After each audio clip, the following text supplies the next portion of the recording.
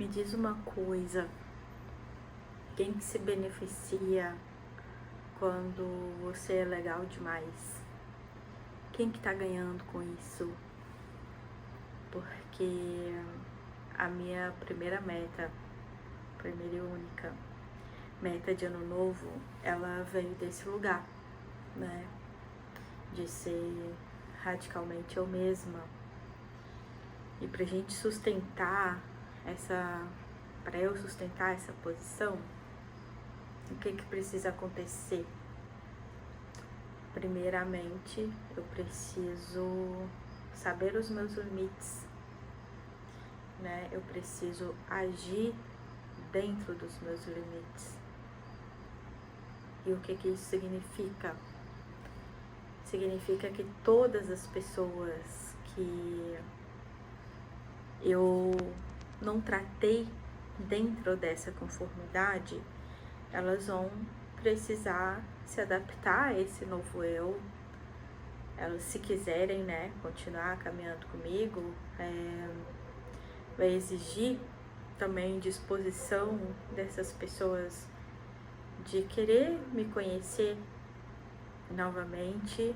E conversando com uma amiga, ela até me falou, né, que quando a gente decide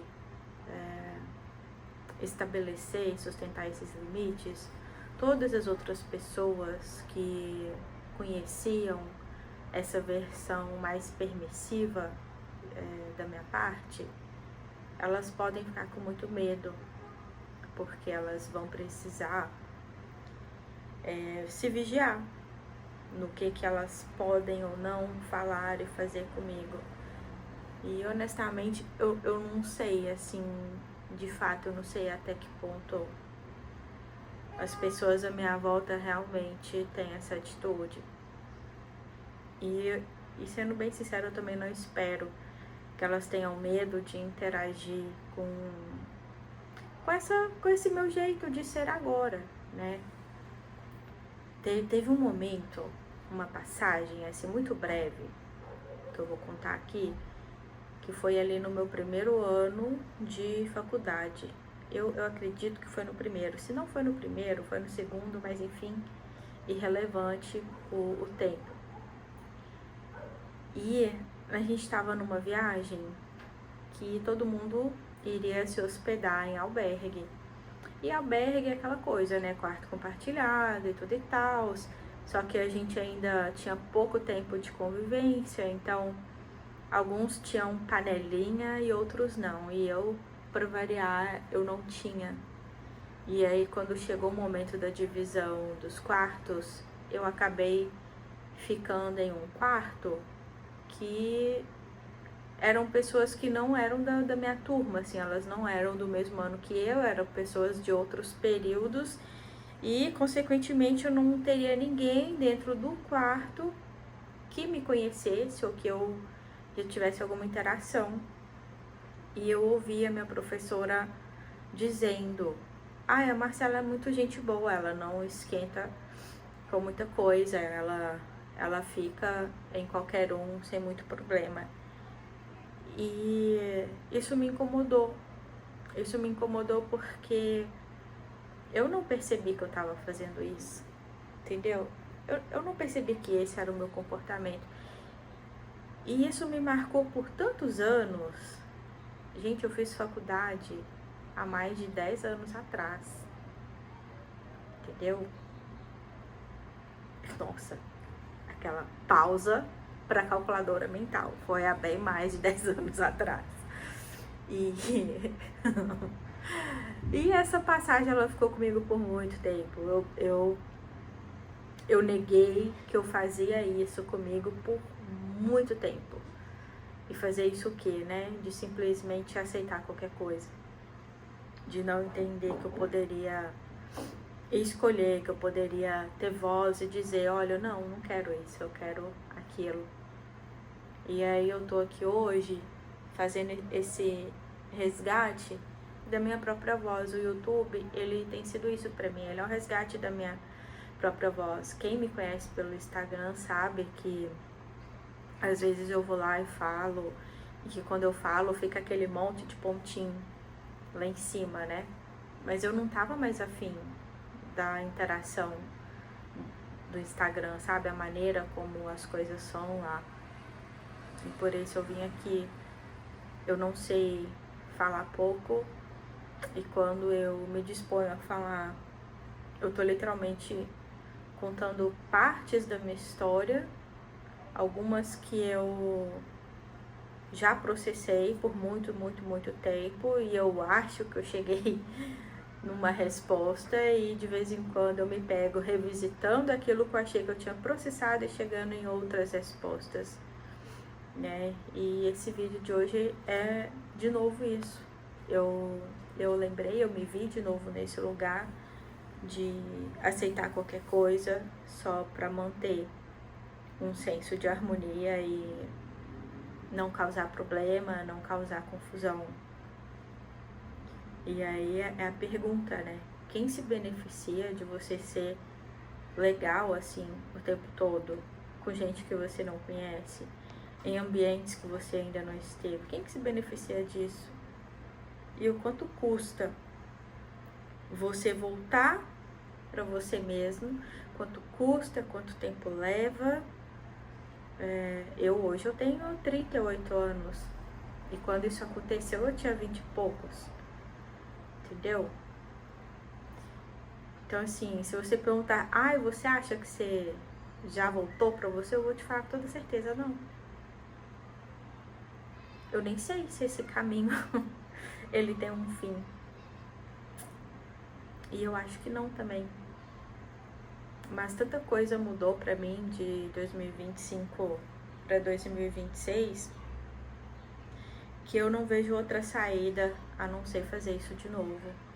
E isso significa que eu estou perdendo muita coisa, eu estou perdendo pessoas, eu estou perdendo ambientes, porque quando a gente começa a se autorrespeitar, isso significa que tudo aquilo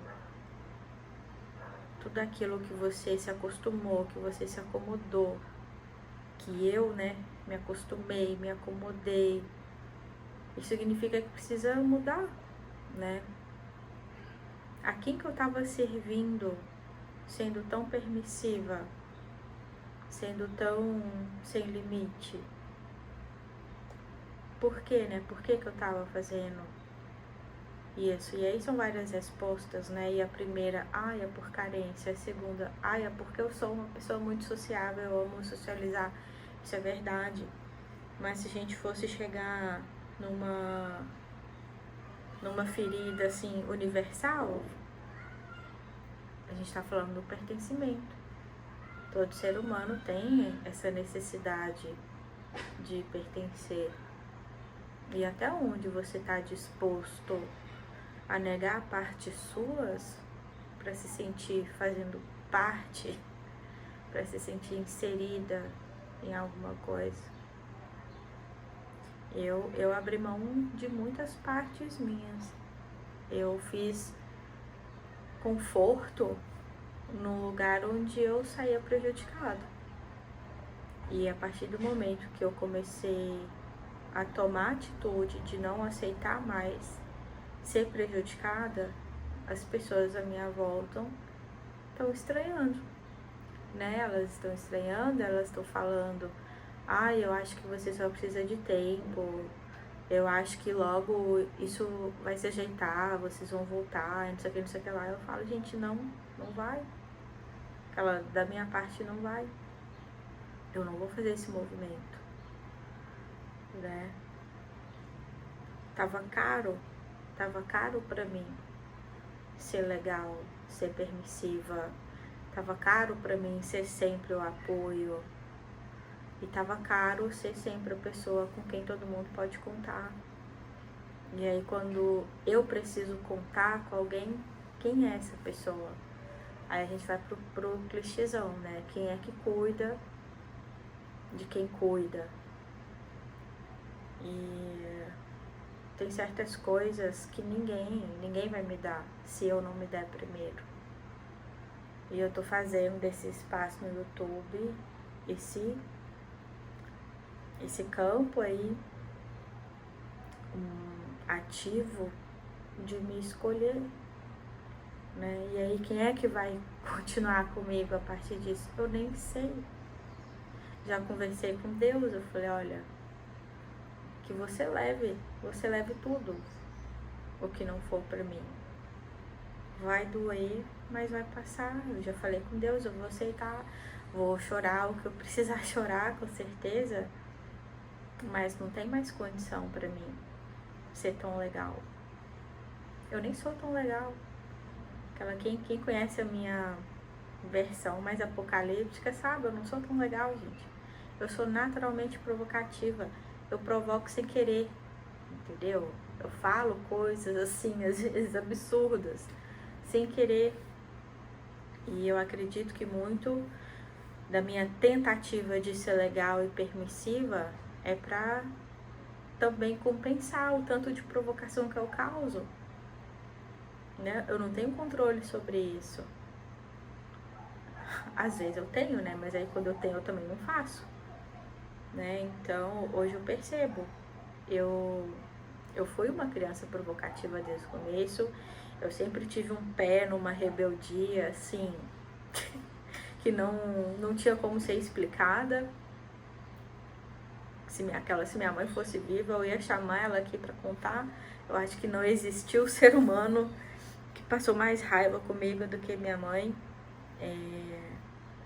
A minha provocação era muito desafiadora para minha mãe, porque era o tempo todo um chamado para ela ter voz, para ela se posicionar, para ela conseguir dizer o que tá bom, o que não tava, para ela poder ter força e sustentar as escolhas que ela queria fazer e não conseguiu.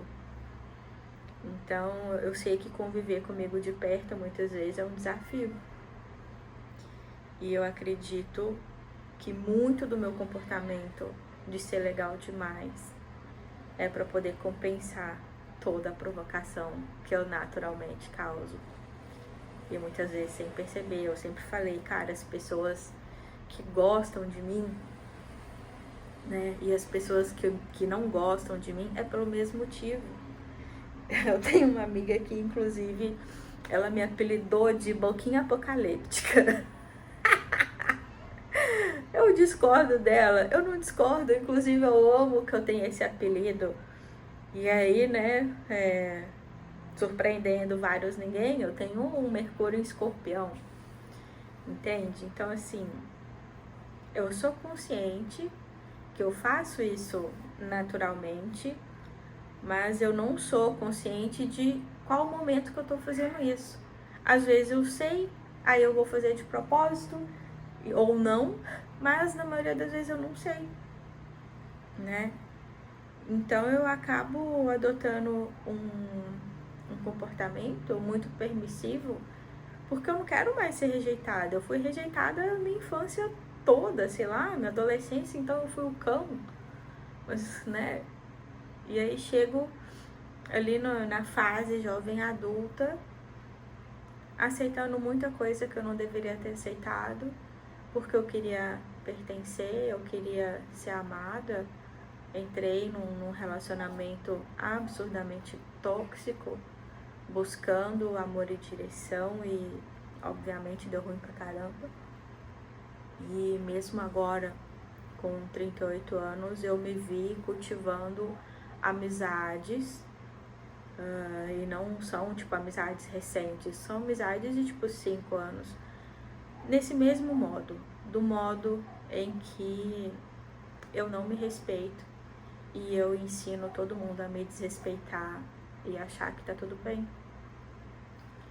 Mas o que interessa é que agora eu sei que não está, e eu consigo sustentar o desconforto de encerrar esse tipo de relação na minha vida. Então, enfim, mais um capítulo aí da minha própria experiência. Como é pra vocês se relacionar? Porque em 2026 esse é o tema do ano, né? segundo o design humano, o tema de 2026 é relacionamento. E eu nem sabia que era isso até eu ter vivido tudo que eu vivi.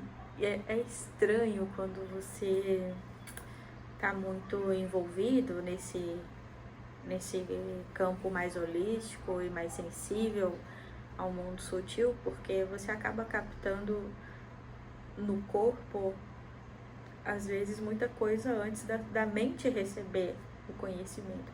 Eu não sabia que o tema relacionamento ia ser o de 2026. E na virada ali de 2025 para 2026, o que mais aconteceu comigo foi isso. Eu tive que rever relacionamentos, eu tive que rever meu comportamento, eu tive que rever como que eu interajo com as pessoas. Tanto que resultou, né, na minha meta de ser radicalmente eu mesma. E isso significa que vai ser desconfortável tanto para mim quanto para todo mundo que interage comigo. Porque eu não tô mais tão disposta e eu não tô mais assim tão legal, sabe? Eu não vim aqui pra ser legal, acho que ninguém veio pra ser legal o tempo todo. E o maior ato de amor próprio e de autocuidado que a gente pode ter é praticar o autorrespeito.